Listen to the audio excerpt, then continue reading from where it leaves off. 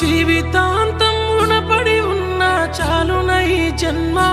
నీ రుణం తీర్చుకోగలనా నా భవిష్యత్తు కోసం